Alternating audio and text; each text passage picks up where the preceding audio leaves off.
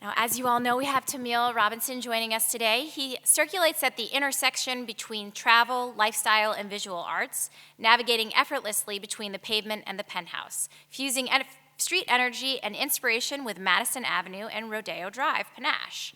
In the process, he creates luxury goods that stand apart while embracing everyone. We're all lucky enough to be able to see it here as he speaks with us today. With his reputation in the ascent, Tamil became involved in celebrity branding and advising, working alongside company campaigns for Beyoncé, Ice-T, Jennifer Lopez, and Usher.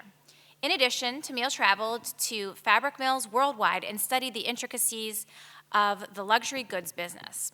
Between airports, his dream began to take flight, to lead a luxury brand encompassing textiles, fashion, accessories, home decor, fragrance, and beauty. He wanted to mesh the swirling potpourri of color and styles that had shaped his career and create something unique. Having been in fashion and sports licensing apparel for the best part of 2 decades, filled with nonstop international travel, Tamil absorbed an array of cultural influences and design styles. Though he honed his street sensibilities by designing for leading sports brands, his formal training demanded that Tamil continually expand his horizons. And before I introduce Tamil up to the stage, I wanted to showcase a video from AMIAT Luxury. Thank you. Felix.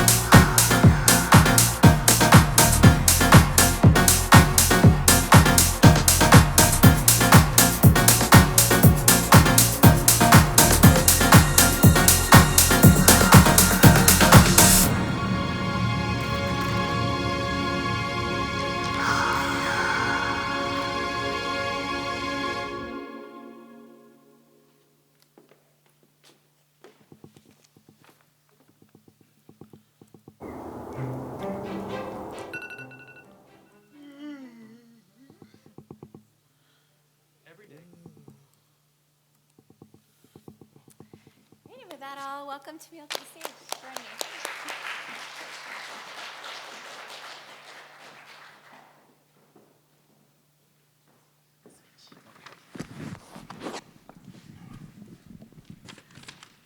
Welcome.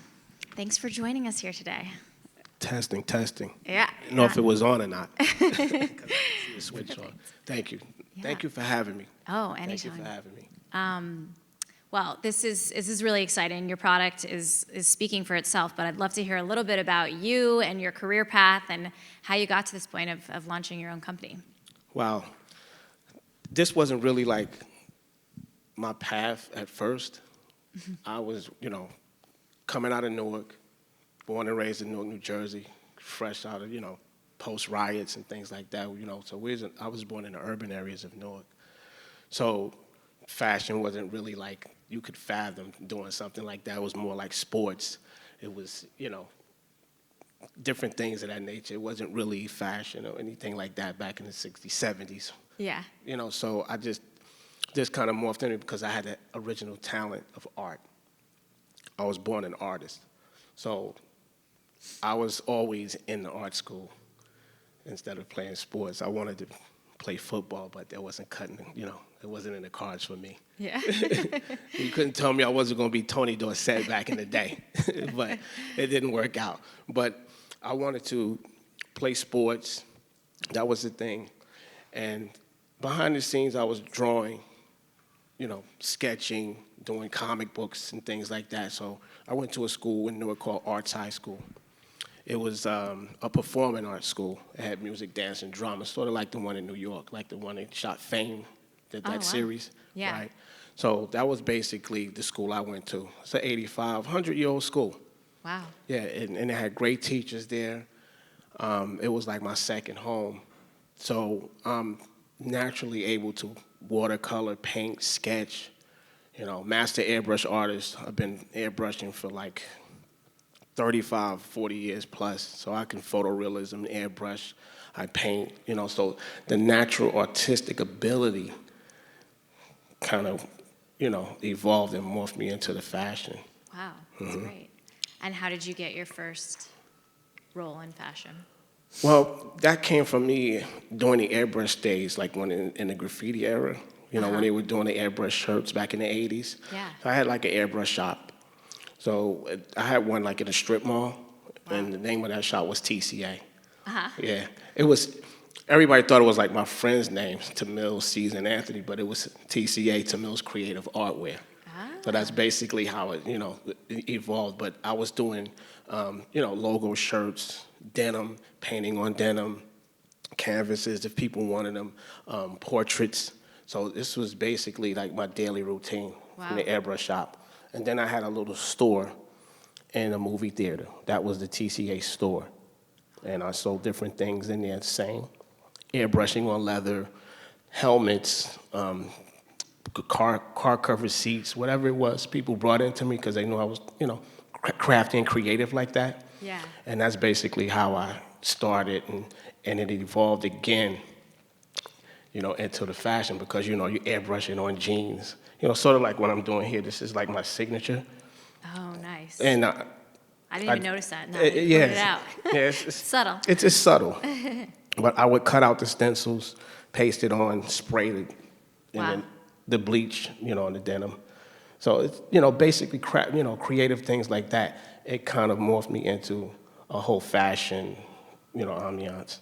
That's how it basically started. And then from there, after the airbrush shop, I went over to the Bronx, and I ran into some guys that were doing, like streetwear.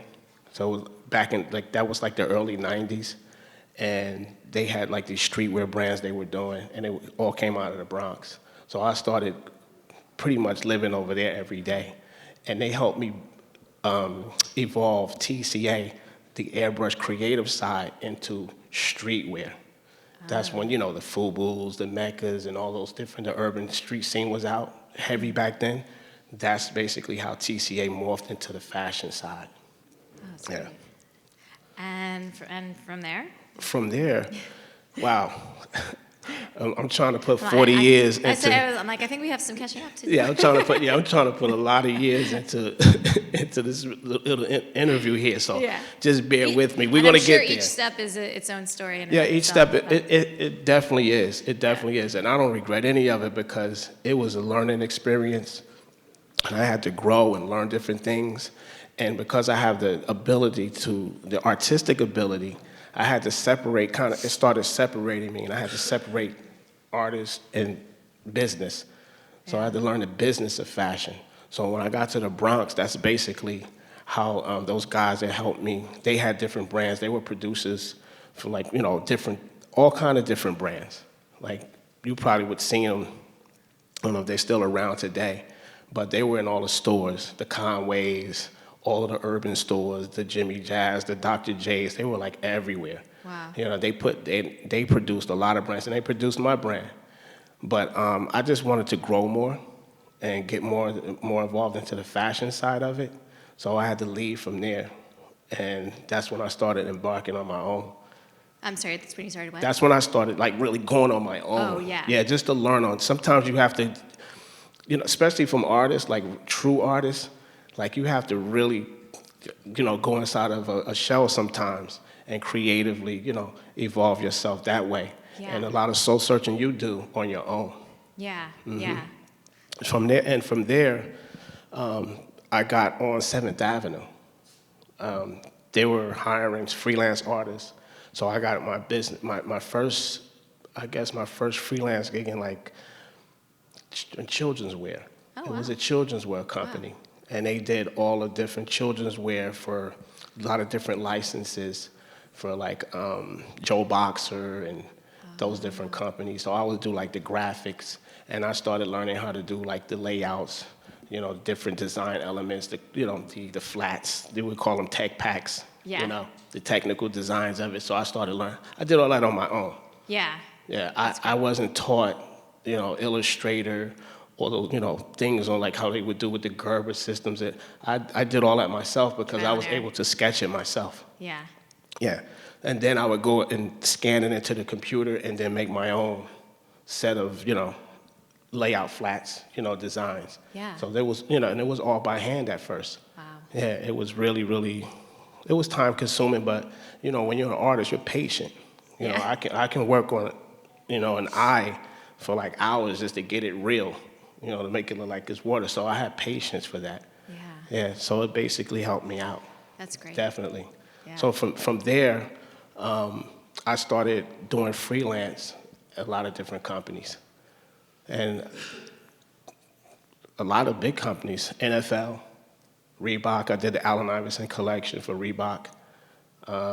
I did all the Pro Bowl jerseys for NFL. Wow. Yeah, that was 2001, 2002, something like that. Yeah. Yeah, and I got that because I was doing a freelance with a company called Logo Athletic. They were into all the sports licensing. They had like maybe 10 or 12 NFL teams. And those teams I would do for like Puma. And they had licenses with Puma. So I would do a lot of different, designs, on my own. And they took chances on it. Uh-huh. Like, wow, you think this is really gonna sell? Because, I took a lot of my airbrush skills and put it in color blocking, piping, a lot of stuff you see on the field now. I was doing way before that. Yeah. I have the discs to prove it. a lot of the piping, the color blocking on the NFL fields, I was doing it way before they even put it on the field. Wow. And a lot of stuff I would pass to Reebok or whoever they would, it was a little too fast for them. Now it's here. Yeah. And it's like, and it started with the Pro Bowl jerseys. The Pro Bowl jerseys, I gradiated them, Wow. airbrush. They went from red to white, and then from blue to white. They had to flip it because I guess they filmed, the way they were filming is in black and white, when they were televising or whatever. Yeah. And before they put it into color. So from there, it started catching on.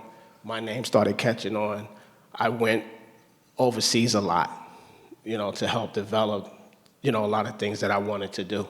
Yeah. And that was through the textiles. But before getting into that, connecting myself with textiles, I had an interior design degree.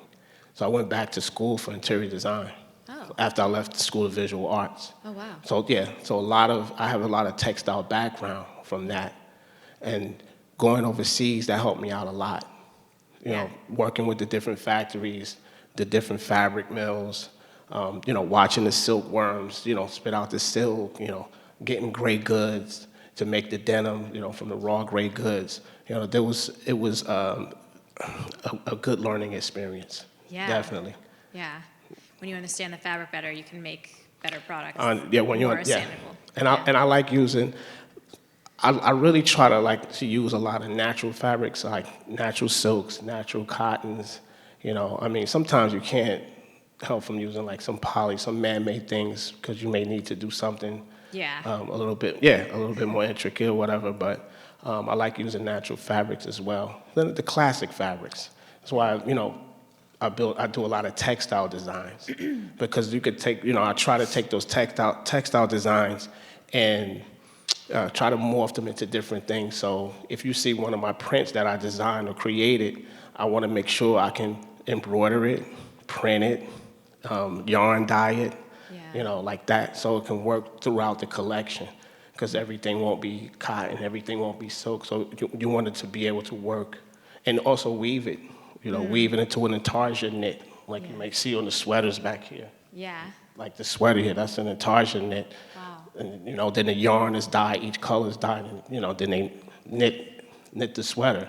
Yeah. Yeah, so it's a lot of different experiences that I've had to evolve me to where it is. Learn in the field. Learn in the field. Yeah. Like living in China was a big experience.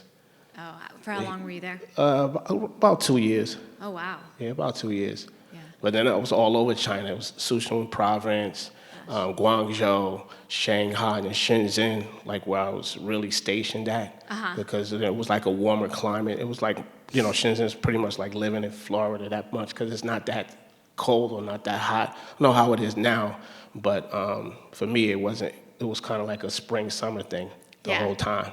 Yeah. Mhm. And Yeah. what was the biggest difference working there versus here? I mean, obviously we're learning very different skills, but It was the hands-on training. yeah. Yeah, it was the hands-on training. I have people that I consider family that lived over there. They helped me out a whole lot. That's great. And they had families that had different factories. One may make denim, one may do leathers, one may do, silks. So Yeah. I was able to meet all of them through this one person, through this one set of family, a husband Yeah. and wife team, and they introduced me to their family. That's great. Very cool. Definitely. Over there really, really was like the best experience, because like you just learn so much when you're like right there. Like, I could close my eyes and still hear all the machines and all the different things over there. Yeah. Very interesting. And Definitely. that probably makes, when you're getting back here and you're thinking about what you want to create, you know the capabilities that much better. Right. And then I can call anywhere around the world and get something made. Yeah.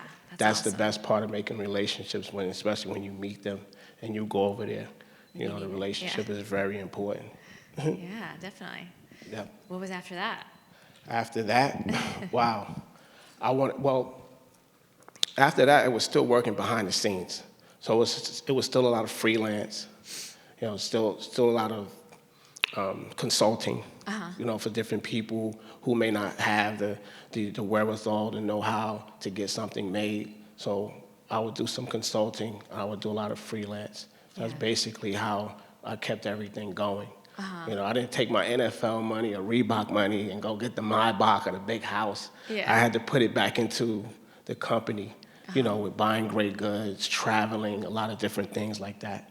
Yeah. So it was bittersweet, but I had to do it. Yeah. Yeah, because, I always had this vision to, create, a fashion house, because I wanted to do so many different things. Yeah. Coming from the inner city, you can't really fathom that. Back in the day, you really couldn't. You could fathom like the next rapper. Yeah. You could fathom the next ball player, because that's what we had that was close. But, something like this, you really couldn't fathom that. Yeah. So you had to go out and actually do it and then come back and show it. Yeah. Oh, it's really pretty awesome. Yeah. I mean, I think one of the things that I hear from guests the most is that you should learn on someone else's dime. So it sounds like you did a good job with that, with freelancing for a lot of different people and learning on the job, and Yeah, definitely. by the time you get to your baby, you're ready to go. Definitely. I mean, it's still a growing process. This is like just the beginning. It's not. I mean, and it's, you can say I put 30 years in or 20 years in, but that's still evolving. Yeah. I had mentors. I had great mentors along the way. Great mentors in high school.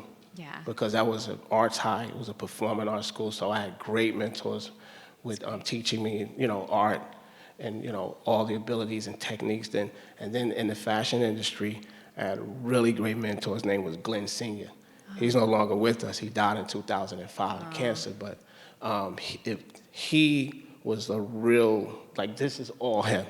Yeah. Yeah, he was That's a master great. pattern maker, and he saw a talent in me. And, I was doing streetwear. I was doing, the sports licensing, but he comes from more of the haute couture, side of the business, but as a pattern maker. Yeah. So he would say, why don't you try to do dresses? Why don't you try to do it? I'm like, I don't know about that. I'm good with what I'm doing. So, but he said, you have a lot of talent, Yeah. You can, let's try to make some textile designs. So what I did was create a category of textile patterns. Wow. So all the traditional names you would hear, houndstooth, plaid, paisley, floral, polka dot, you can see here in some kind of way. Yeah. My jacket, this is the floral, but love it's that, all yeah. from the AMIAT logo. And here you see the geo pattern. So that's the geo pattern. You see the floral here. The sweater and the shirt here, this our version of the houndstooth. So the houndstooth pattern, It's always that pattern that you always use. So he wanted me to do some original things, but I wanted to keep the same names. So we have plaids, we have a snowflake pattern, we have a chevron print. I have like maybe over 100 different textile patterns that's original that we call in traditional textile names. So when a buyer says, well, why should I carry, your plaid? And we have a total different plaid. It's totally different. It's creative. Seen before. It's an artistic. Yeah. It comes from an artistic side. Yeah, that's great. Now, kind of going back to your mentor that you spoke of, how did you kind of get aligned with him, or how did you have him agree to be your mentor? Well, we met through a mutual friend who was a seamstress. Yeah, they were a husband and wife seamstress. Oh, wow. And I wanted to do some things with them on the sports licensing side. And they said, we want to introduce you to a guy named Glenn. He's really good. He can teach you some things. And that's how we met. Yeah. Yeah, we met for lunch. He worked on 7th Avenue. I worked on 7th Avenue. And that's how we met. And from then on, we was just talking about different things. And he wanted me to become like this fashion designer, like, across the board. Because he told me, he said, in 10 years, there won't be any FUBUs, there won't be any streetwear, it won't. He said, because we grew up with that in the 60s. We used to just paint on our jeans, so that's just like a trend, it's like a fad, it doesn't last long. He said, fashion or couture, he was like, that's gonna last forever, so why don't you gauge your talent and expand into that? So that's what I've been doing ever since. Yeah. Wow. It's definitely, I still like the I have to streetwear say- side because I can mix. You can bring that in if you want to bring in some trends yeah, here well, and I there. mean, you see it, yeah. Yeah, you still see it. I mean, you see Yeah, it in all the in high-end Sprint. brands. You see, on all the high-end brands right now, to me, they're doing streetwear to me. Yeah. Except for if they go on a runway, if they're doing like, a couture show, it's different. But for me, from what I see them, it's like it's just streetwear, basically. That's great. So you've had this idea brewing in your head for a while to launch your own company. You obviously have a very strong point of view and an aesthetic that you were going for. But how did you get it going? How did you find your producers and get the funding and all of that? I always feel like that's the most intimidating part about launching your own company. That's all. Well, for me, when I was doing sports licensing for Reebok and NFL, that really, really got me to travel. It got me to put funding into getting great goods and going over, to work with the factories to have build samples and things like that, because you're always building, you're always creating something, because you got to try to keep up, Yeah. with the seasons. And although I, would miss a lot, but I can still work. So that's how I was basically funding it from that. And when you run out, you have to go out and find investors and people who believe in your talent and believe, in producing your goods. So, I will have that, every now and again. Yeah. It would come, it would come, because I'm always doing something, and they know that's where I come from. Mm-hmm. So I'm always producing and always going forward. So we will always meet people along the way. Yeah. So you always get people that that would, I guess, like what you're doing. And you can sit down and meet with them, and you can speak with them and show them, your vision and your plans for the future, and, go from there. Yeah. Sometimes it works out, sometimes it doesn't. What's your biggest piece of advice for anyone who's thinking of getting their own vision off the ground? Wow, that's kind of hard because, most of the students are like already mature. They're already, into what they want to do. I would want to talk to like someone younger, because you can wean them and grow them into it. So that person's not like probably even born yet, but if I had to give some advice to students that have an open mind, I would say, just keep creating. Think of different things artistically, because I'm a true artist first, and a designer second. So I've, morphed the two. So I would just, tell them to just keep doing what they're doing. If they believe in what they're doing really, really hard, you just can't stop. Yeah. you hear that a lot from different people who like celebrities or whatever, the advice they give you because they made it already. But I actually live it, and it's been a lot of hard times, if you gotta have like, strong family ties and, good people around you, so I mean, my wife, she sticks by me like a lot, to relieve a lot of headache and everything like that. So that gives me, time to go into my studio and work. I mean, you gotta have like that peace of mind to really keep going. Yeah. Yeah, Yeah. That definitely, makes sense. definitely. I think too, the most important also is just like have real faith in yourself. You Yeah. know, gotta have that. Yeah. Yeah, For sure. definitely, It sounds. definitely. It sounds like a good portion of your career was in men's streetwear. It was, I would say both, because I would. And into activewear. Yeah, definitely, Yeah. definitely. Because with my sports background, my sports licensing background, it was a lot of men's, but then I would do female versions too because my mentor, Yeah. he said, let's make a tennis dress, let's do a skirt and a top or Yeah. something like that. I would pass it by Reebok before. They were Yeah. like, we don't know yet. It's too fast. It's too, Now Yeah. you see it everywhere. You see Yeah. women's now. If you go to, those fan zone sites online, you see a lot of women's in sports licensing right now. It's selling yeah. just as much, if not more, than the men. Yeah. Now you have a lot of licensing, because we've had our own license as well with MLB. We Yeah. did Major League Baseball. We worked with NBA. We worked with all the leagues. So those relationships are still there. Yeah. And I'm always bringing something new to them. Like my door, their door is always open. Yeah. When I call them up and say, I want to show you some things. But if you look at the sports licensing world, there's a lot of women's stuff in there now. Yeah.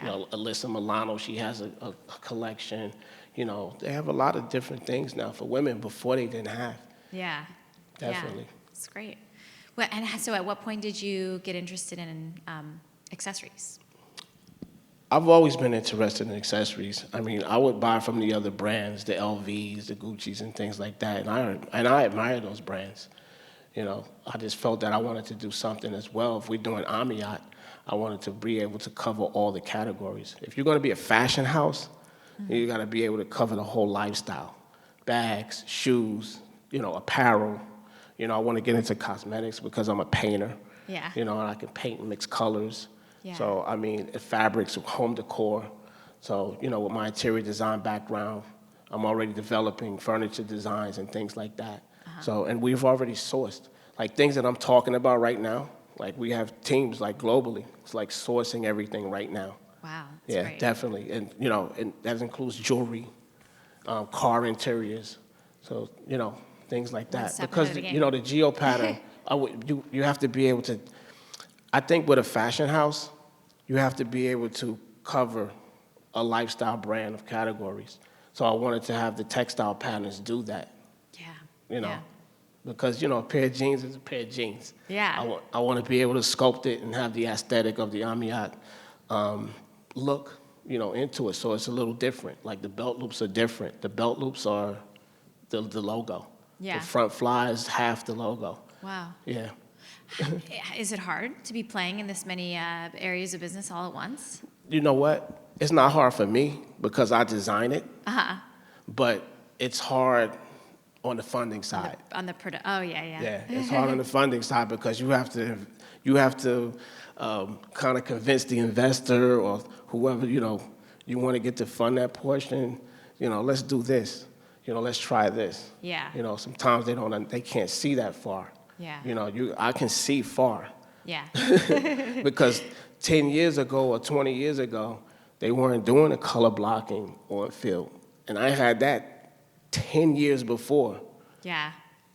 So that's a long time ago. So now you see it, in NCAA, you see it in NFL, you see it in all of the different, you see a lot of different color blocking that I was doing way before its time. Yeah. Yeah. That makes sense.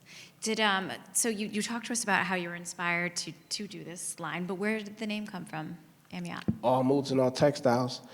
It's basically, all moods and all textiles because I worked across all categories. I worked in children's wear, women's wear, street wear, sports licensing. So that's all different moods. Yeah. So I had to have like a company name, when I'm That suited. working with, Reebok or NFL because, they have to bill you. So it's like, you have to have like a company set up. So that's how the whole AMIAT situation came about. Yeah. And and also it was being worked on behind the scenes with my mentor for the fashion.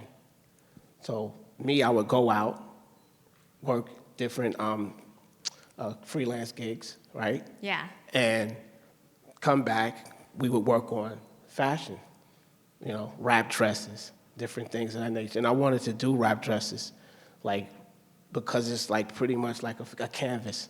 And you can put a lot of different prints, a lot of different colors. So we started out with that one simple wrap dress. Yeah. This is why I always keep it in the collection, because I can always paint something different. Yeah. Or use any of the textile patterns different in it. Oh, that's a smart way to do it. Yeah, well, the silhouettes may change a little bit. I might bell a sleeve or shorten it or whatever, or pleat it up, or do some pleating or something like that. But basically, the canvas is always going to be colored. Yeah. Yeah. Yeah. Well, what definitely stands out on a lot of your garments is your signature, your logo piece, and I wonder how you were inspired. I was inspired by that, actually. To Well, read the it. logo actually stands for strength and balance. Ah. You gotta be strong Like for a shield. yourself. Yeah. Yeah, and have balance, because you gotta have balance in your life, especially with artists like true artists. Yeah. We always try to have a balance, and we always try to stand strong, for what we do. Yeah. It's hard. Yeah. So that's basically where that comes from, and I wanted to actually play around with it a lot in the different cut lines, and that comes from like my architectural days, my interior design days, because we would play around with different shapes and elevations and things like that. So I started just using that logo as the aesthetic. Maybe in a pocket, on a lapel, you can see it on a lapel, on a pocket. And so it can have the continuity with the textile pattern. Yeah. That's great. What do you feel like is the best part about running your own company? The best part Yeah. is just creating. Start with the best. We'll go to the worst second. Yeah. The best part is creating. Yeah. If I didn't leave anything out, the best part is creating, because I can, turn on some music, and I listen to all kinds of different music, and just start creating. Yeah. Yeah, definitely. Sketching first.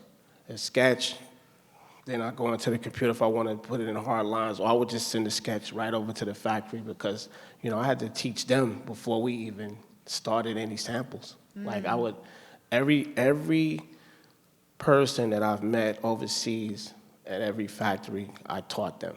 Wow. Because we can't just do a sample just like that. Yeah. So it's like, and sometimes it takes 4 years. Yeah. Like our guy, Baresh, I taught him 4 years before we even made one sample. So it was a 4-year learning the aesthetics of AMIAT, learning about it, embracing it, feeling like it, being a part of it.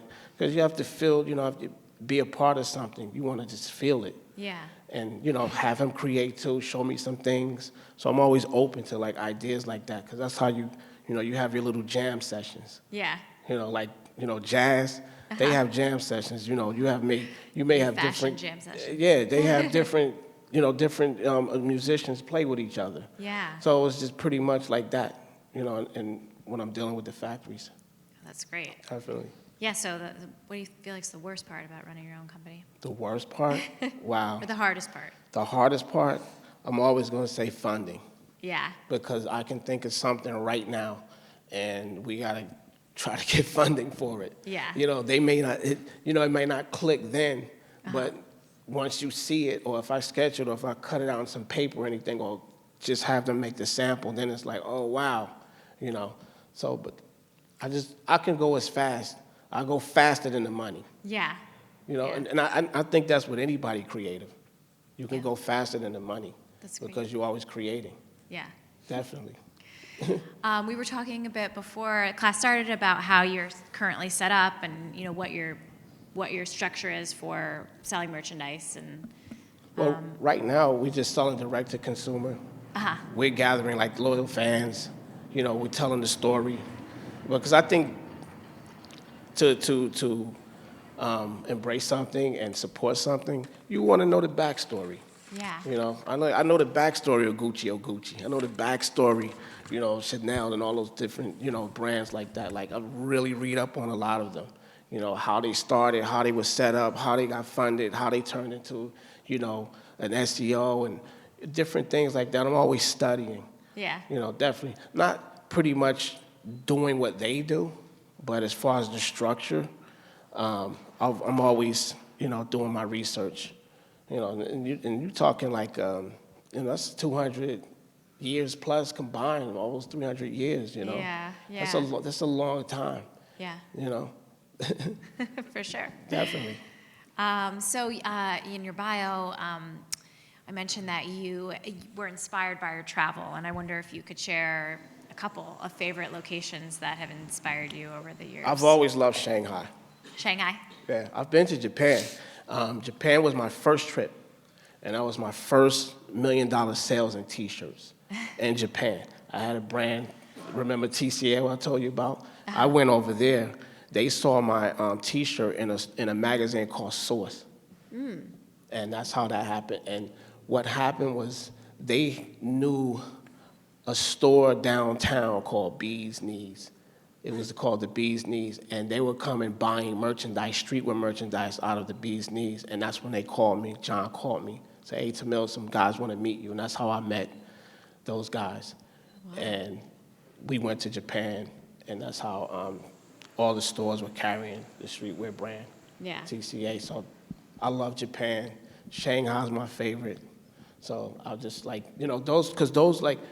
China was basically my roots. Because I had to fly over for the different companies, create different things. So sometimes they would send me over there because they didn't want to go, didn't feel like going, so I would go. Yeah. Yeah. So I just pretty much made it like my second home. Yeah. Well, you mentioned that when you like to start creating, you really like to listen to music to get yourself inspired. But is there anywhere else that you really go to when you want a new inspiration for designing a collection?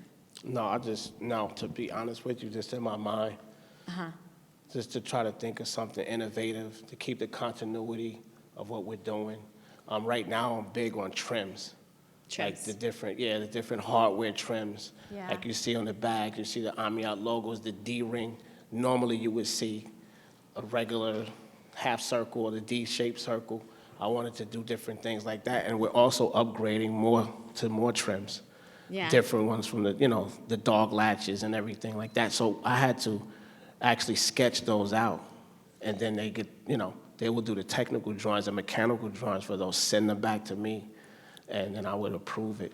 So it's growing as far as the trims. Right now, trims and all the different techniques and the different leathers that we're doing is like really big right now for me. Yeah. Because it's showing a lot of strength in the collection. When you're doing little details like that, it's really like an amazing situation right now. Yeah, definitely. Great. And also, speaking of the leathers, the leather comes from India.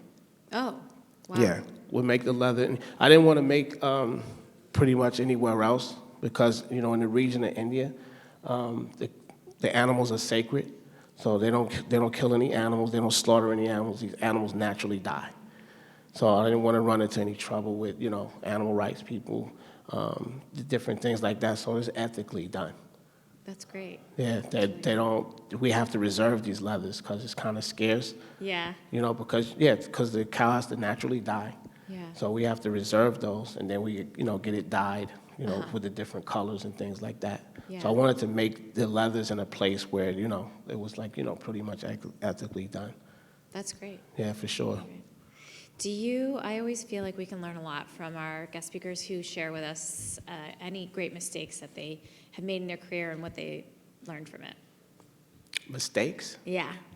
Anything you I'm an artist, are open to sharing? I'm an artist, so if I'm on a canvas and you can't make a mistake in art. Yeah. It's abstract. Yeah. But as far as the business, you mean? Yeah. probably not listening to my mentor enough, you know. Yeah. Yeah, I mean, you know, when you're an artist, you know, you kind of like dance to your own tune a little bit. Uh-huh. And I think that I could have listened to him a little more. Yeah. Yeah. All right. When the times were like really, really hard, and I, you know, kind of got on the frustrating side, you know, he was always there, and you know, pretty much was like, you know, maybe. Yeah. How about the, you know, something in your career so far that you're the most proud of? Most proud of, I would have to say, wow, I'm proud of a lot in my career, to be honest with you. That's a good way to be. I am. Stand behind it. No, I do. Yeah. And I say that, I really mean that. And it's, you know, me, my team, like, you know, we went through it and we go through it, but I'm still proud of what we accomplished, you know, from nothing. Yeah. You know, because we don't have the major marketing dollars or the major production dollars, so we go as we can. Uh-huh. And it's you know, we get it done. Yeah. And I'm proud of that. Yeah. You know, even though it's a struggle, but we get it done. Yeah. Definitely. That's great. Definitely.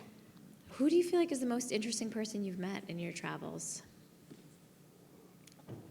In my travels. Well, in general. The most interesting person you've met in your career travels. Besides my through wife. the years. Start with her. Yeah.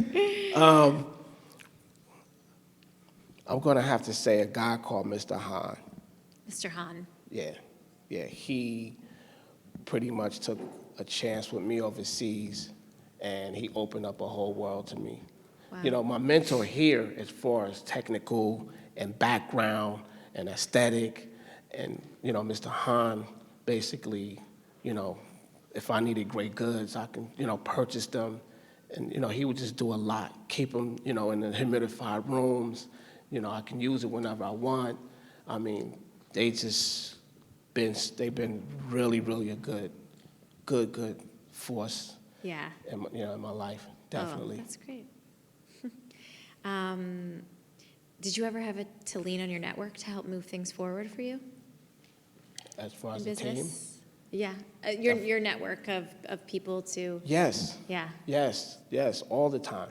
Any advice for students on that front on how to keep your network fresh and strong? You know, I mean, I would say you. everybody keep everybody inspired. You know, always got to have a positive talk, even though negative things may come, and you have to talk about those negative things. But let's make you know, something positive out of it, like with the network. Like Yeah. even overseas, we're talking every night, and this is like 2, 3, 4 in the morning. Yeah. You know, and then Yeah. I still got to get up at 5:30. You know, pray, do whatever I have to do. But the networking, you have to keep that tight. I think that, you know, the communication part. Yeah. Even if it's like something like, you know, you don't want to bother them with, but you have to, Yeah. because this is the way you get things done. It's a chain reaction. Yeah. Definitely. Well, that makes sense. What would you say is your style philosophy? My style philosophy? Yeah.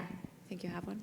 Wow. I mean, I've always admired, like, you know, the older guys that I hung out with, my uncles, they would, you know, dress stylish back in the day.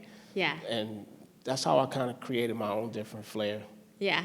Classic. Yeah, classic, definitely. Yeah. Definitely, like timeless, you know, something that you can wear forever. Yeah. You know, like your favorite pair of jeans, you're gonna wear those forever until they just tear up. Yeah. And start getting, now they're wearing with holes in them. I don't prefer it though, but that's, you know, that's what they do now. Yeah. But my style philosophy is just classics, you know, timeless classics. That's it. Yeah. Because I've been classically trained in art, so Uh-huh. I'm always on that side of the fence. Yeah. Yeah, not so much trendy, you know, not so much of the different fads that come in and out, but I'm always like, What's gonna last? Yeah, what's gonna last? Yeah. Definitely. It's good. I'm starting to get into like more classic functionality as well. like some of the bags have some functionality to them, you know. Yeah. Yeah, for travel, because Yeah, I it's traveled a important. lot. People love that. Yeah, definitely, Love definitely, the extra pockets. definitely. Yep. You know, it's 2023, so it's a hard not to ask the question. You already mentioned about your leather and how you've kind of gone to a more sustainable route to source it, but I wonder if there's any other techniques that you've folded into your design work that take on a more sustainable. Well, Front. we thought about the packaging, right?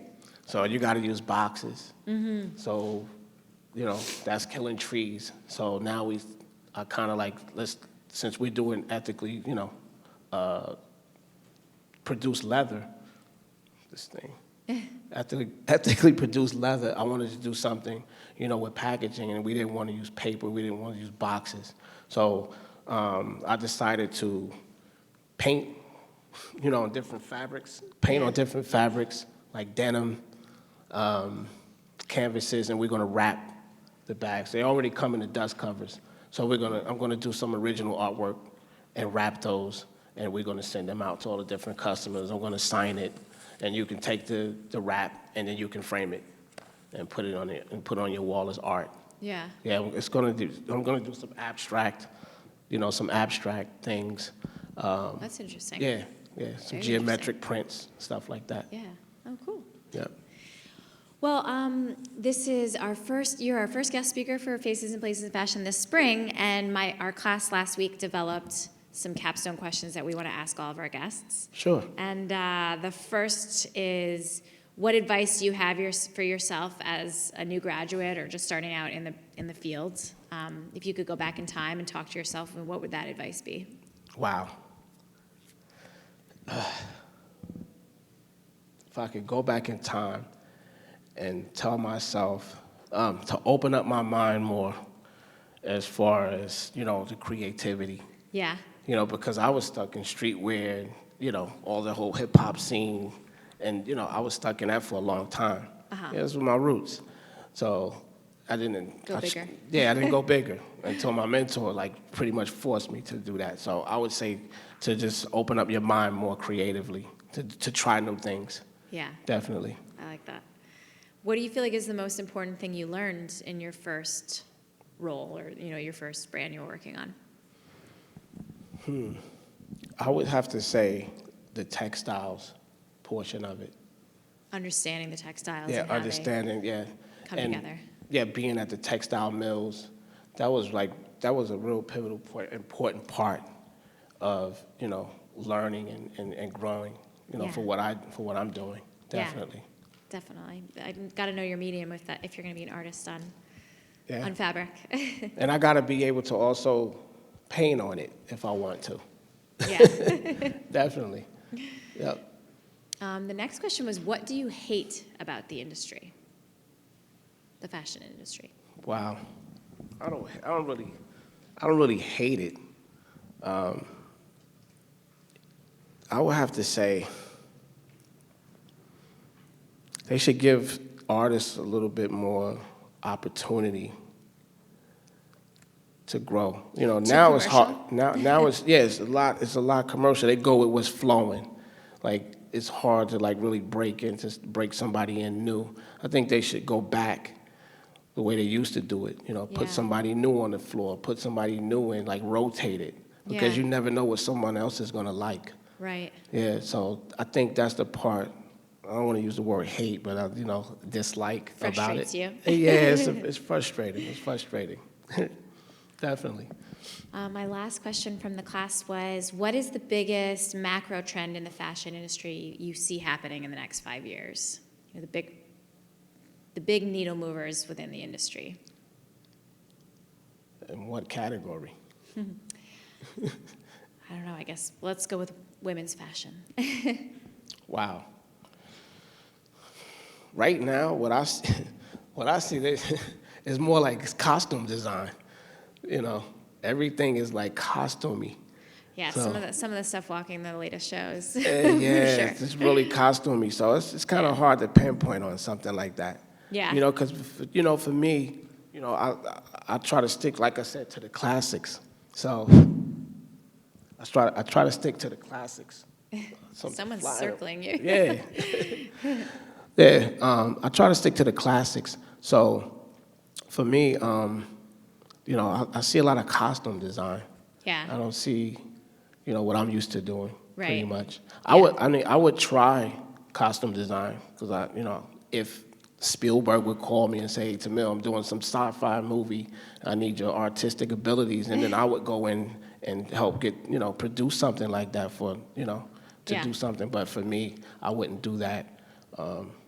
Just put it in a For- collection and put it out. For a runway. No, I wouldn't do that. Yeah. No, Yeah. not right now. If you want it to be fashion, someone's going to want to wear it, right? Yeah, It's yeah, important. That's the important part of it. yeah. I mean, costumes, it's very interesting. It looks artsy. It's creative. Watching it down the runway. But for me, we just want to stick to the more of the classically trained things that we do. Yeah. Well, great. Well, that is all my questions, but I'm sure that there are a lot out in the audience, so I'll turn Sure. it over. We actually have a microphone here. Any first hands up? Yeah, here, let me grab this one for you. You can pass it.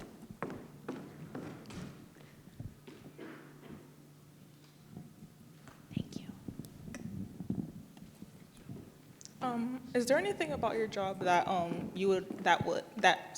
is there anything about your can't. job that might surprise people? Right here. Oh, I'm sorry. Say that again? Is there anything about your job that might surprise people? No, not really. Not really. Because I'm not doing anything, too out of the way. So I don't think so. It would surprise me to hear how much you say you running your own company, you're spending on art, like doing actual art, because I don't think I always hear that from I mean, business owners. because most of the business owners, most of them, they don't come from an artistic background. So I'm probably like maybe one of the few, Yeah. that went to school painting and things like that. I don't think Versace went to art school. I don't think Karl Lagerfeld did art, painting and things like that. I don't think so. Yeah. Because I haven't seen any artworks or any galleries that they've had. Maybe they have museums with their clothes up like that, but I don't think a true artist background, like a painter or an illustrator, I don't know. Yeah. No. My question is, have you ever been approached by any celebrity clients to personally design for them or dress for them on a personal level? And if so, if not, would you be open to it? I'm cool with Ice. We talked about that a few times, but I haven't designed anything for him yet. I don't really go out of the way to do that. Although I've been involved in celebrity licensing, we introduced the people who've, produced the Beyonce line. I worked with Ice, actually, Ice-T, when he tried to do Icewear. It was a company that knew me, and they needed a designer to develop the Icewear. But that was short-lived because a company called Iceberg put a cease and desist on it, so we couldn't really get it done. More directly, I mean, like for like the runway or for like any special like Grammy event or something like that. Have you ever been approached, or will you be open to do something like that? I'll be open to do something like that if the right person or whoever approaches me with it. Like they would have to say, hey, let's try this guy out. I heard about this guy Tamil in the AMIAT collection. Yeah, I would be open to do that, and it would be a conversation and see what we can do. Definitely. I've had celebrities wear, that dress and another dress in a runway show we've done. But they weren't like the A-listers, but they are celebrities. Definitely. How have you gone about getting your clothing on celebrities of any list? It would go through PR. Yeah. That would go through PR. Yeah. Yeah. You work with a PR agency or? Yes. Yeah. Yes. I have a PR agency. Yeah. Yeah, definitely. And we're working on things like that now because the collection is getting a little bit more broader. Have a lot more things to offer. Yeah. Before it was scaled a little bit. It was small. So now it's starting to get a little broader and picking up. So now they're starting to make calls and do different things like that, so we can get some things on celebrities. Is that something that you would advise someone with starting out with a company? You know, if you don't have the expertise in your wheelhouse or in your direct teams, are you finding a lot of good places to outsource, like Yes. like PR or Yes, yeah, definitely. Yeah. Definitely. It's always good to connect, you know. I have a lot of friends in the industry and, you know, who know friends in the industry, and we talk, you know, but it's hard. Sometimes it's hard to make that connection because I'm definitely not ready at the time, or, you know, it didn't line up yet. yeah, Yeah, it's always timing with that. I might not have something ready, you know, these items just came in, we just missed Grammys or something like that just happened. So, you know, yeah, it's all about timing. yeah, for sure. Definitely, definitely. Thank you. Who else has a question? Over here. Thank you. Start here. My question is, do you have a lot of free time? Like, how's your social life? Are you always busy designing and brainstorming, or do you have time for like your friends and family? Wow, I'm stretched thin. I'm really stretched thin because, you know, it's myself, the artist, and the designer, and then my daughter, gymnastics. You know, it's and my other daughter. You know, she's blossoming into this artist. So I have to like kind of show her the ropes or give her some quick advice.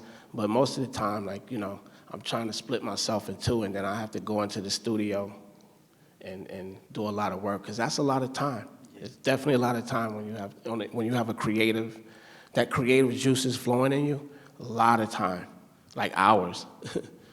Definitely. Thanks for that question, though. Thank you. I think there was someone right behind you. Hi, yeah, was there a career setback that you faced that you later realized was an advantage? A career setback? Everything that happened to me happened for a reason, and you have to evolve and learn and grow. So I can't look at those as setbacks. I look at them as setups, you know, because it sets you up for the next go. It's seeds planted. Like things I planted 10, 20 years ago, and it didn't come to fruition until now. Yeah, yeah. But do you have one that felt like a setback at the time that you now have realized was really, you know, Only as you thing said, a setup?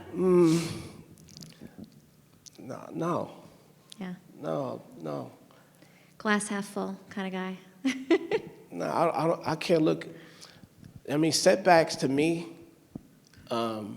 outside of the creative part, outside of the production part, is more the funding part. Uh-huh. You know, that could be a setback, but you're going to get it done. It's just in the time that you have, you know, when it's that right time, Yeah. you know, it'll come.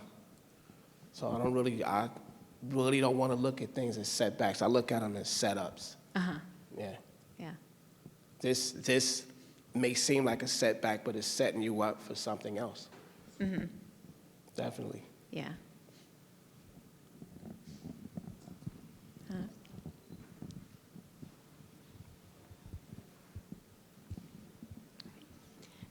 If you hadn't been able to like have your own company and go through with this, like if it hadn't worked out, where do you think you would be in your life right now?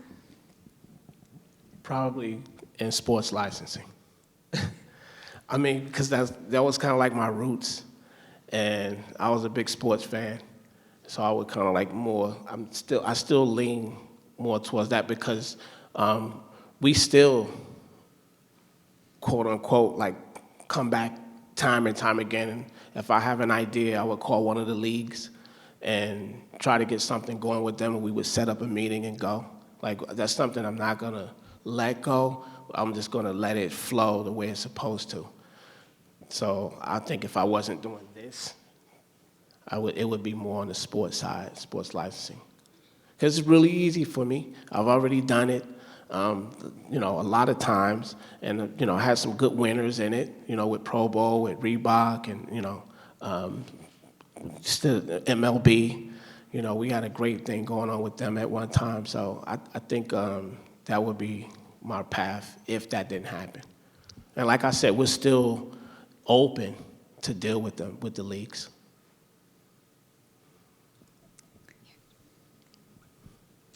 Hi, my question is about production. Do you produce in America or you only produce overseas? Well, I'm gonna say both, because if I put together a sample, I'm gonna do it myself, and then I send that sample, or now, because of technology, I get to record and just send it over. Like, I'm gonna show something this way, it'll like, kind of like answer her question. On the computer? No, Oh. I'm gonna show it live. Oh. Yeah, show it live. Okay. But production, I do hear sampling, and I would send to various parts of the world, wherever we wanna make something, or if I feel, they're strong, it's like in cottons or in denim or wherever. There's so many places that I'm connected with globally. So that would be more so overseas.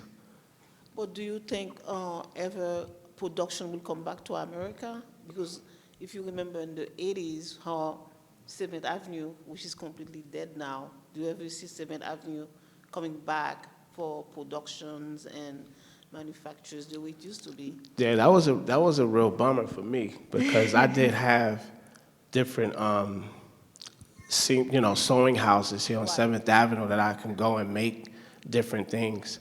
But now everything is like overseas, definitely. But I do have some top-notch seamstresses here, like really, really good pattern makers and all, that are like, masters of the game. I can make a master sample here. But if it's something that I need, like different sequences, like we have our own sequence here, I will have to do that overseas. It's because those sequences are die cut into the logo. I didn't want to use regular sequences, so that was made overseas. It's not a place here that can pretty much do that. Thank you. I think there's a question all the way at the top. I don't know if... Okay, yeah, that'd be great.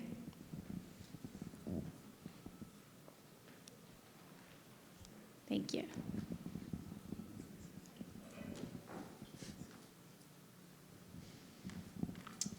Thank you.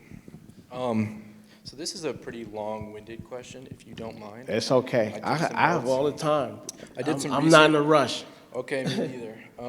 So I did some research beforehand, and I even came down and touched some of the clothing you have up there. It's nice. It's good quality.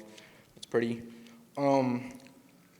So as far as luxury brands go, normally to have price points at which you're pricing a lot of your stuff, there's a couple factors that go into it, including brand recognition, following, quality of material, etc. And I mean no shade by asking this, but how do you expect to turn a profit and develop a fan base when you're charging an average of $1,500 to $2,000, and I think even as much as $10,000 for that guy back there, the blooming? Yeah. Right? For your products, when you don't have, as big of a following as, let's say, Gucci or Yves Saint Laurent, etc., and you don't have as much buzz or articles written about you. That's a great question, and I love answering that question. So you were talking about funding a lot, so. Yes, Right. that's a great question. I love that you asked that question. And my mentor is not here, God rest his soul, to answer that, so I'm gonna answer it for you. Okay. Luxury is art, okay? And you pretty much, sometimes you can't put a price tag on it. That bag here, that blooming, the blooming one, in the negative space there, you see a flower. And that flower was developed from the four sides of that logo. So I put a lot of artistic abilities into putting that. Certainly. Now that same bag, that's that size, from LV, even though they have 200 years ahead of me, you can't, I can't, that's something I can't really weigh out. 200 years ago, I wasn't, or even my forefathers wasn't even in that position to do that. So, with that being said, you're carrying a piece of artwork. You can't even check that bag. That bag has to go on a cruise ship. It has to go on a private jet or in your car. So you're paying for the luxury of that bag. And when you open that bag up, all four sides are different pocket bags. And those different pocket bags, you can't even touch your hand. And then inside, that bag is so deep, you can pack for like 2 weeks in that bag. And now the same size bag for Vuitton will probably cost you $30,000 for that size. But for me, it's artwork. And sometimes you can't put price on art, but that's basically how I did price these. Even the handles, the link chains, all of the molds and everything is original. There's no generic chain there. The AMIAT logos linked together. So it's pretty much art. And also, I have to start where it's gonna grow. Now, maybe a bag like that. Set the bar higher, right? So you can... Pretty much. Okay. Pretty much. But not in a bragging type of way or No, oh, we trying to be big. Like, no, it's not. That's not what it is. It's more so you're buying art. Yeah, so sometimes like you look at a Renoir or a Dali or, one of those paintings. Those paintings are like prices, millions of dollars. So when I start having art shows or when I start doing these art galleries with the paintings, some of them I might rip up the bag and put it on. So it's art that you're buying first. Okay, just to those points, as I said, I did some research. You seem to have put a fair amount into marketing, and you've got plenty of models modeling all your stuff, which is cool. I saw a video or two of some fashion shows, and as she said, you're showing up in fashion shows. What are some other ways you get your name out there? Do you do like print modeling, like magazines? Do you do, what's your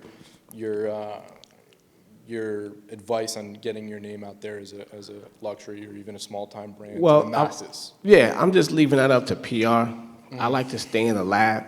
Okay. And I have a team that's working on that now. Cool. So before, I would just like to stay behind the scenes. I've always worked behind the scenes. So I was comfortable with that.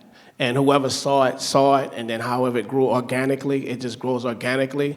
I can't try to create and then myself try to get 1 million followers just now because this whole technology thing is out on Instagram. I don't come from that school. Right. So it's basically gonna be like word of mouth about this. And that's luxury. Luxury, everybody's not gonna have that. Yeah, certainly. Yeah, and I do have things that are a little bit more not as pricey, but when it comes to the bags and the different things I create, I put an artistic background to it. Okay, well, thanks for the insight. No problem.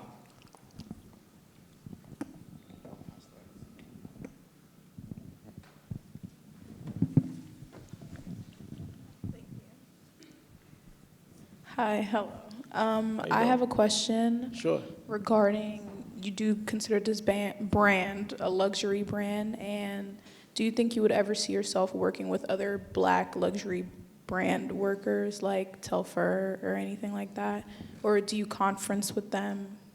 That's my question. I mean, you see a lot of different fashion houses doing co-branding with each other. Like I saw Gucci and I think Adidas or somebody.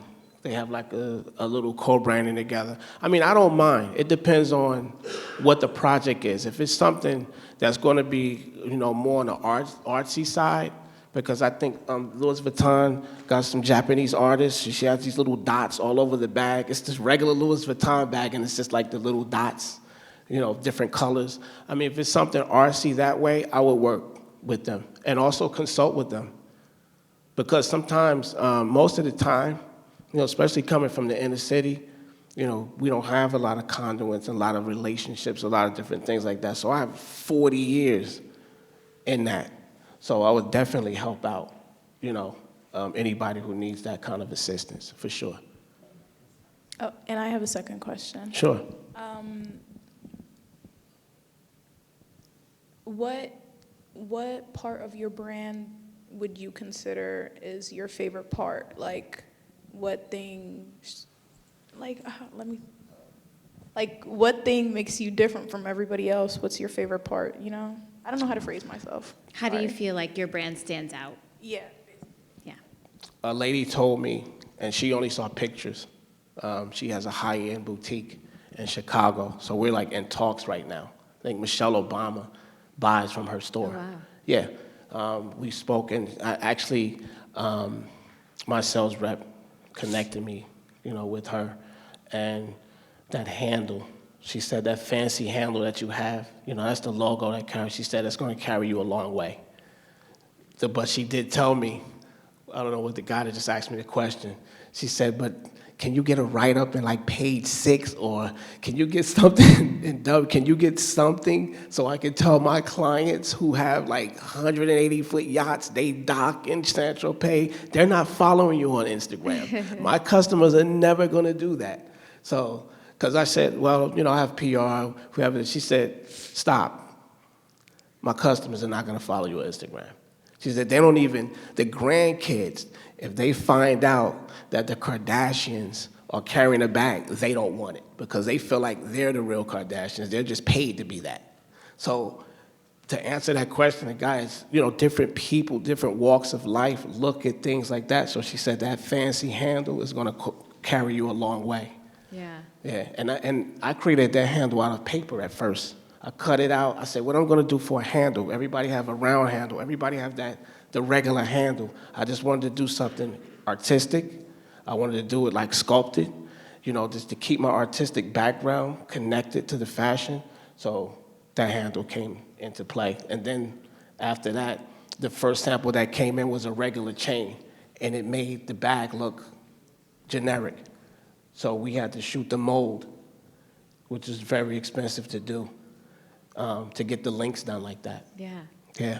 So it's a lot that go into it, especially when it comes to me, because I have to create original things. I can't create something generic because, like the guy said, you have these other brands that are major. I mean, I don't try to catch up with them because there's no way. Yeah. But these textile patterns are gonna, when I pass on, they can still keep going because I have like 100 of them. Definitely. Yeah. Yep. Good. Get it in the right hands and you'll take Oh. off. Regarding funding, before Shark Tank, which is obviously now available, how did you get your funding since you started before that happened, before that was an opportunity? Funding from a few different people, and a few different people that believed in the talent, that believed in what I was doing, and they actually saw the samples. They wanted to meet me in person, so we would meet, and I would give them the backstory and the history so that they know that I'm real deal. Because some people that come, to get funding, they just have an idea, and they haven't been in the industry that long. But because I have this long history and experience in the field, I was able to get the funding. And before that, I was funding myself. So, with Reebok and NFL and different things that I was doing a freelance for, I would put it back into that. That's how you see like a lot of my denim. A lot of my denim is from my own funding. I actually bought gray goods. And those gray goods I can make into whatever I want. Is there a meaning to the name of the company, AMIAT? All moods and all textiles. AMIAT. It's just like A-H, me, M-E, at, O-T, AMIAT. All moods and all textiles. Yes, sir. I have a really quick one. Yeah. You talked a lot about mentor and how important he was to you in your fashion journey. Yes. How do you suggest newcomers like us go about finding a mentor, freelance, just walking into a fashion shop and say, Talk to me, because I have to pass it down. Or even if I can't, I would, put you in touch with someone. But I love mentoring, and I love sharing the information. can I meet with you after we get your email? Of course. It's TamilRobinson@gmail.com. That's the main one. But It's easy. when I return that, it will be coming from the AMIAT email. I have a question, sorry. Can you raise your hand? Okay. Oh, hey. So I know you mentioned that you get your leather from India. Yes. So have you thought about maybe a vegan collection? I'm glad you asked that question. But what's vegan to you? No animals. Okay. There is no such thing as vegan leather. The cow already is vegan. He doesn't eat meat. You know, he eats grass. And and when the cow passes, then we use the leather. So it's already vegan. So if you talk about vegan leather, first it was back in the day pleather. That was fake. I think it was before you was born. And then after that, it was faux. Faux, fur, faux, that's fake. So if I'm using vegan leather, it's fake. There's no such thing as vegan leather. I want to set the record straight for that. It's either made out of some fruit or some plant, and that's not leather. It's made to look like leather, so it's a leather simulation, so that means it's fake. And I'm using real leather. Real leather that's from cows that have already passed, they haven't been harmed. We specifically, and our teammate here, Vivek Koshi, who's actually from India, his whole family, we work extensively to keep everything ethically done. If I said that correct, Vivek? Okay. Yeah, so if we make something out of anything, I won't call it vegan, because there's no such thing as that. It's just a new word, a new term that they use for selling, because not everything is vegan, everything is, people don't eat meat and things like that, so everybody's watching out for the different health things, so it's all pretty much like you catch on to the fad. So I just wanted to let you know that we're gonna use, leather. Because leather lasts forever. If you get something vegan and something fake, it's gonna tear, it's gonna rip, you're gonna have to keep buying it. Of course, you're spending less for it, but by the time you keep buying it over and over and over, you've already paid enough to get a bag that's, real from Chanel or somebody else.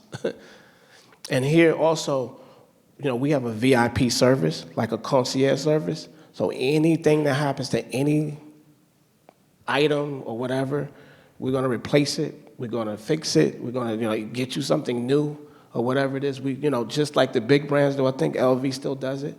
So I wanted to bring that in now, ground level, a concierge service. That's VIP, that's luxury. Yeah. I don't want you to just get something and then, that's it and goodbye. We want to have a relationship. I want to make it like from the artist to you. Oh, the artist, Tamil Robinson, did this bag. He sent it to me. He signed it. His painting is hanging on my wall, and it was the wrapping. So all of that stuff is almost like in a vegan form. Hi, it's Yes. me again. I know you said earlier about how you wouldn't really put your brand out there on social media because of people. I think you said people that you want to have your bags wouldn't want to have your bags if they seen people like the Kardashians having them. But don't you think putting your brand out in social media, knowing that in this day and age, social media can make or break your brand? I mean, I won't say it'll break my brand or it'll make my brand. We have social media, but I have PR that's working on that now, and they're actually working on that a little bit more harder. I'm not. I'm just making sure that I keep the creative juices going and everything fresh, everything new. I don't come from that era, so it's it's new. It's still new to me, and I don't have time. If I spend so much time on social media myself, there's no way I'm going to be able to create how I need to create, because I've tried it myself before. Even when we were here, me and Sam, we were setting up the stage here, and I said, let me go ahead and, put an Insta story up or whatever they call it, a reel. It took me like 20 minutes because I don't know what I'm doing. It took me 20 minutes, so I needed that 20 minutes. I'm gonna need that 20 minutes to finish this, So that's not my thing. Oh, but don't you think it's the people like us, civilians, the people like us that buy your brand or buy not just your brand, but buy luxury items? Don't you think it's us that are... You weren't saying that you would be opposed to a Kardashian carrying your bag. I think that the person you were speaking No, I with wasn't was saying opposed. that that's not necessarily... Listen, if Kim said, hey, Tamil, call me or call PR, say, hey, Tamil, can I get a bag? Hey, go ahead, knock yourself out. I'm not chasing them. That's not what I'm doing. But at the same time, I have to spend my time creating and let PR do that. So now, here's the thing. If I get on Good Morning America, 50 million people are going to see that, and then they can go to the Instagram, and that's 50 million followers I'll get, or maybe 20 million of them. Some people might not care. So PR is actually working on that part. Good Morning America, Tamron Hall, whatever shows that's on TV, that's national.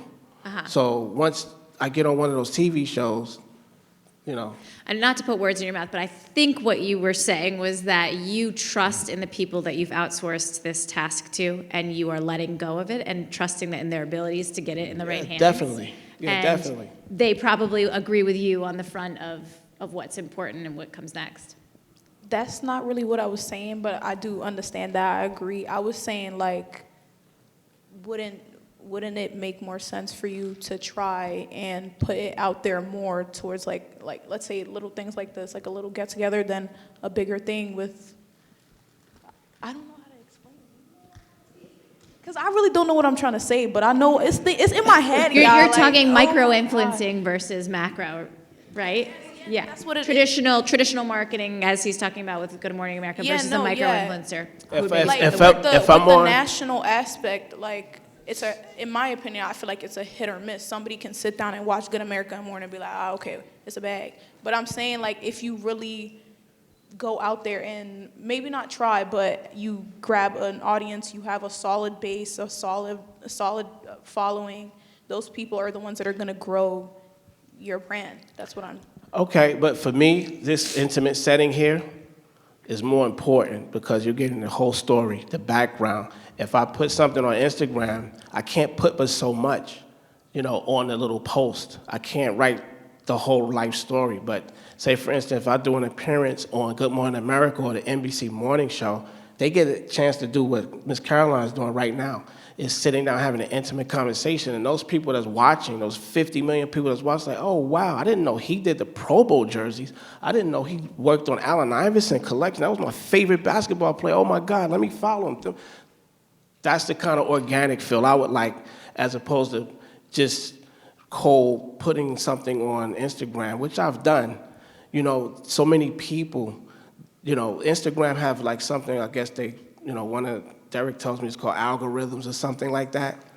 I don't have time to sit there and try to figure that out. So the outsourcing is going to handle that. Maybe then, it'll grow. But right now, I'm just trying to organically do everything. Thank you. Mm-hmm. Yeah. Sure. Go ahead. Hi, Us. Hi, nice to meet you. No problem. So I was listening to the Rick Roll podcast probably like a week ago, and he had Rick Rubin as a guest. You know who Rick Rubin is? If you heard music, you know Rick Rubin. Yeah, I know who Rick Rubin is. He funded Run DMC. That's right.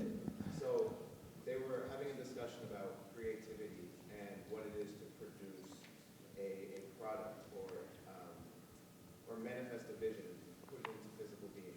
And Rick Rubin had a lot to say about this. But one of the things he said, because Rich had asked him something about like doing the work, what does work mean to an artist, or something along those lines.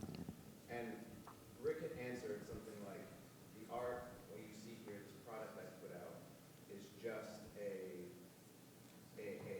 time capsule of sorts of the work I've been doing all along. The true work of the artist is to like see the world in the way he sees it, or she sees it, they see it, and then produce what my eye is giving me. And the way you talk about creating, using your time to create, the way you spoke about this flower on the bag you got there, or the handle, what I'm interested in hearing about is like, what was that creative work that you were doing in that time that led you to be able to say that this handle, this all moves and all text, I was like, this is it. This is my expression from the work I've been doing this whole time. Like, put me into your mind, like your eye. Wow. Love that. That's a good one.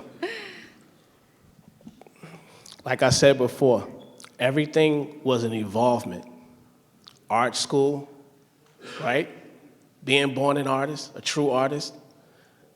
being classically trained in art, painting, canvases, airbrushing, mastering it, all of that led into me being able to create pieces like that.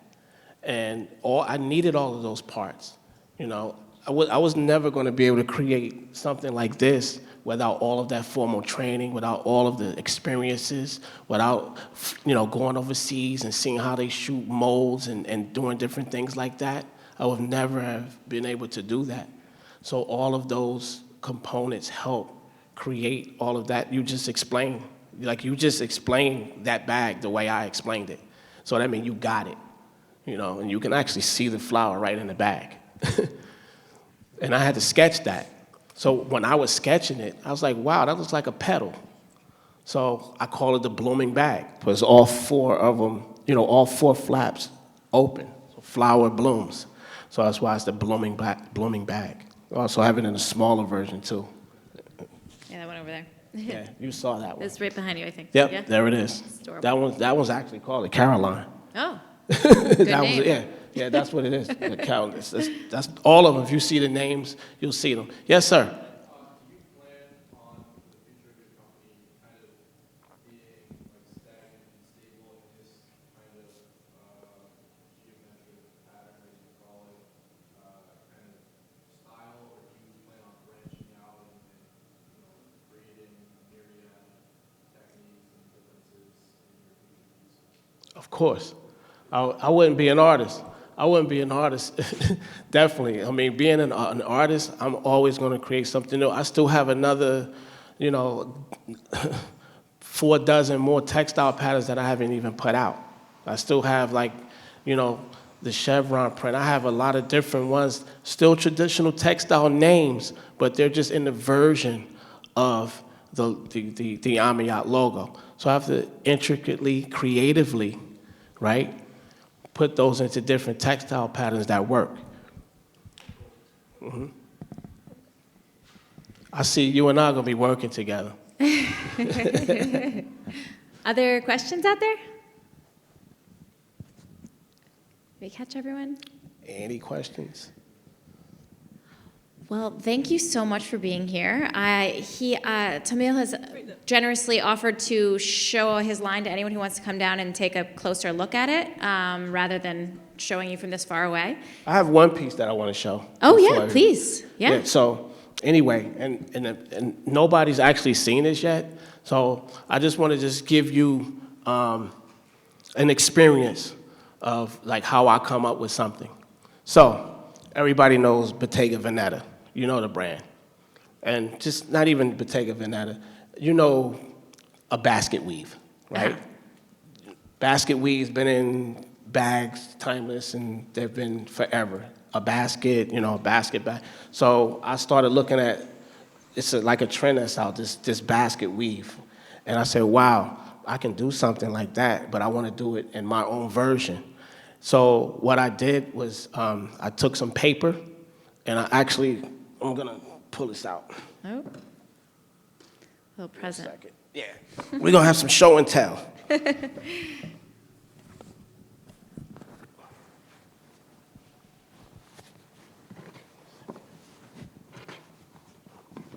created this box.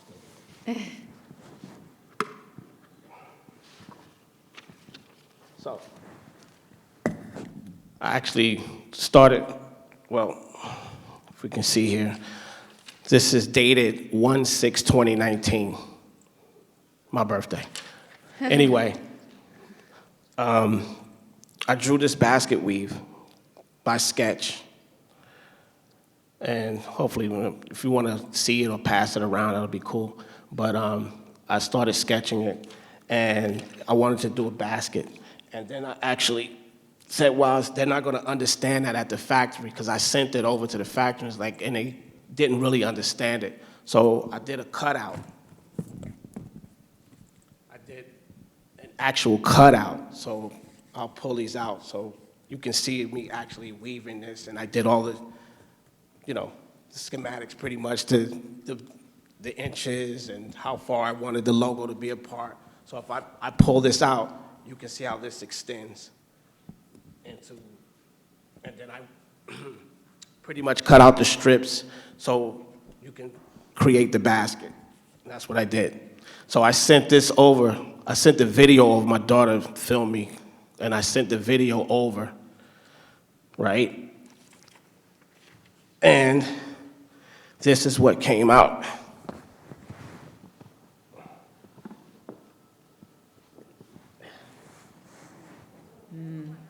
Beautiful. So this is the actual geo basket weave, and it kind of has like a little optical illusion here.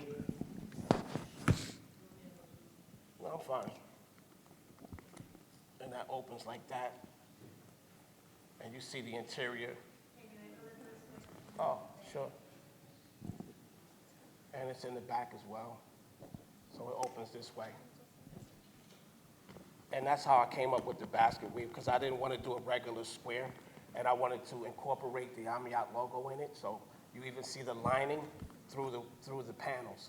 So it has like a peekaboo situation here. And it's something that I wanted to do for a while, seeing a lot of basket weaves and bags. So this was something that I came up with, and I thought it was great. And this is the actual first sample. So all of the the trims and everything it's all prototype. So this is not even like out yet. So you're like seeing it the first time I'm really pulling it out public like this and showing the back and how it is. And I'm actually going to do in multiple colors. And just to give you a quick idea, each strip, for like new developments, I'm going to do like in a colorway. So say, for instance, if I wanted to do something like for Pride Month or something like that, we can have all the different ones in different colors, Yeah. I mean, yeah. So, I mean, it's Beautiful. going to be nice. And, Yeah. all of the pipe, the taping around here, could be different colors. So you could just keep going with this bag, and it becomes a classic bag. Yeah. Like, this bag can be done forever. And you can change it if you want to put fur on the sides, or if you want to change it, if you want to put, if you want to Swarovski crystal it out, you can and keep this silhouette. And now it turns into a classic bag. Yeah. That's great. Beautiful. Thank you. What is the name of that bag?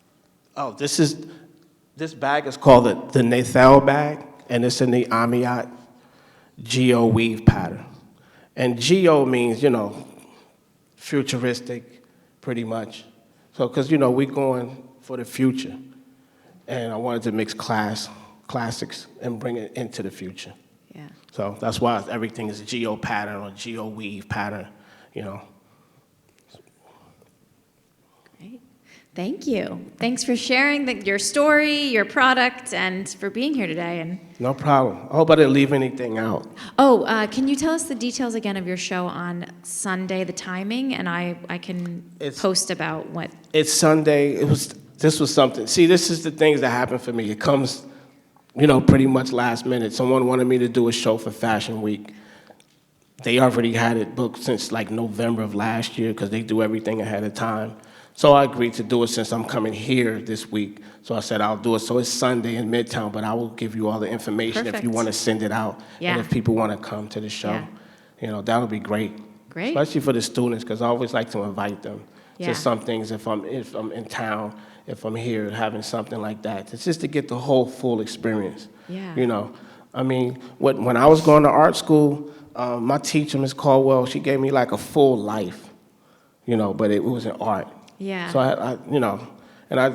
I've always been like that, to try to give like the students or anybody that's trying to do anything, like you want to give them a full life experience. I love that. Yeah, I can't do that on Instagram. Yeah.